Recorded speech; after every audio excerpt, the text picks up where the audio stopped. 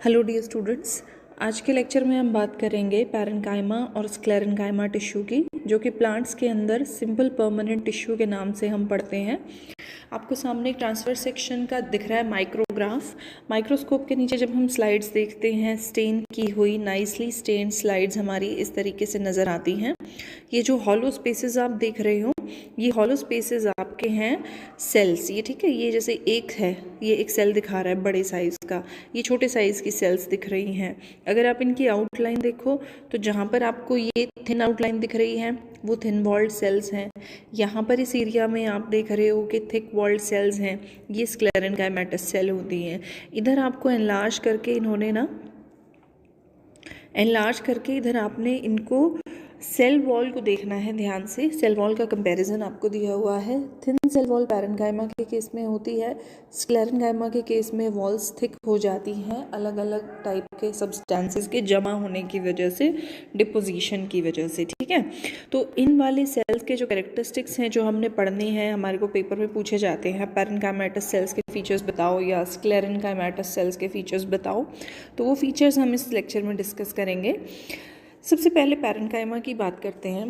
Parenchyma की जो sales होती हैं वो लिविंग होती हैं। सबसे बड़ा डिफरेंस आपको ये याद रखना है, पैरेन्काइमा की सेल्स लिविंग होती हैं और स्क्लेरेन्काइमा की सेल्स जो होती हैं वो डेड होती हैं। ठीक है, फर्स्ट आप देखो पॉइंट, पैरेन्काइमा की सेल्स लिविंग हैं, थिन सेल वॉल्स हैं, जबकि स्क्लेरेन्काइमा के सेल्स डेड हो चुके हैं और उन सेल्स के वॉल में ना लिग्निन की डिपोजिशन हो गई है। लिग्निन एक बायोमोलिक्यूल होता है, लिग्निन की यहाँ पर डिपोजिशन हो गई है।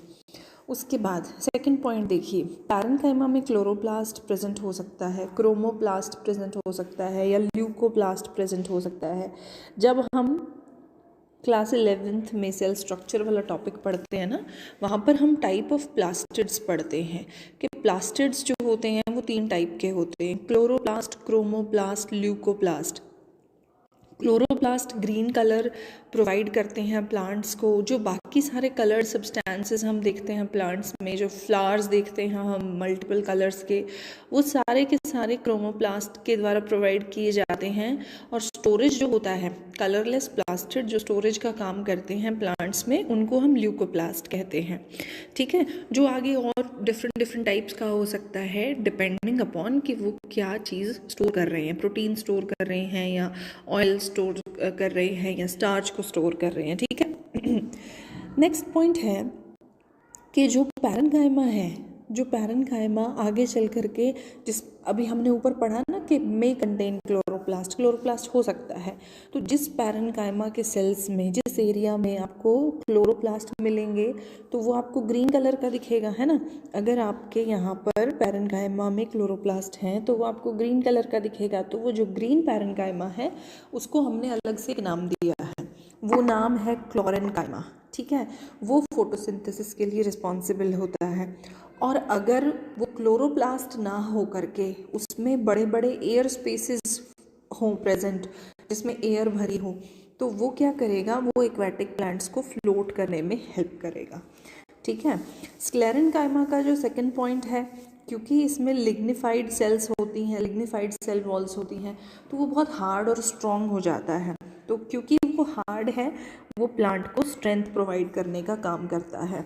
और नेक्स्ट पॉइंट इसका है कि इसमें 2 टाइप के कंपोनेंट्स होते हैं।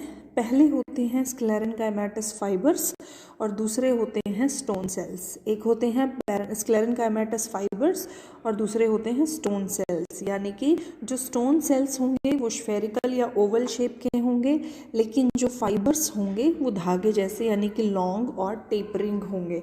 अगर आपको ये वाले मेन पॉइंट्स भी याद रह जाते हैं ना पैरेन्काइमा और स्क्लेरेन्काइमा के बारे में, तो आपको नीट से रिलेटेड अगर कोई question, multiple choice question solve करना होगा, you will get a lot of help there. क्योंकि हमें इवेंचुअली बहुत सारी इन्फॉर्मेशन अपने पास गैदर करनी होती है, हमें उस इन्फॉर्मेशन को अपने कॉन्सेप्ट से बैक करना होता है ना।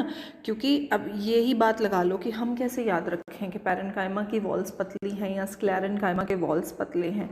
आप ये देखो कि जो डेड होगा और जो प्रोटेक्शन करेगा उसको क्या होना पड़ेगा, उसको स्ट्रांग होना पड़ेगा, उसमें स्ट्रेंथ होनी पड़ेगी।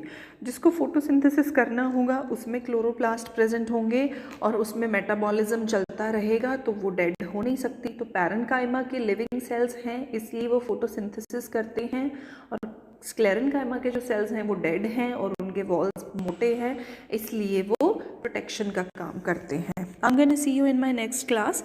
टिल देन प्लीज़ इसको रिवाइज कर लीजिएगा। Have a nice day.